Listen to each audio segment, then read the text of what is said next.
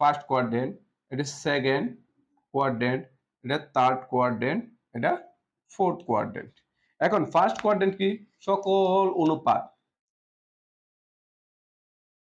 সকল অনুপাত পজিটিভ, যেমন সাইন, কস, টেন, কট, সেক, কোসেক, সকল অনুপাতগুলো পজিটিভ। কিন্তু সেকেন্ড দ্বিতীয় চতুর্ভাগ্য হবো সাইন এবং কোসেক পজিটিভ আর বাকিগুলো নেগেটিভ। থার্ড কোয়াড্রেন্ট হবে টেন পজিটিভ আর কি কট পজিটিভ, বাকি অন্যান্য অনুপাত নেগেটিভ। এখানে হবে কি কস পজিটিভ এবং সেক পজিটিভ, অন্যান্য অনুপাতগুলো হবে নেগেটিভ। এখন দেখো আমরা যদি এটা এরকম লিখি সাইন,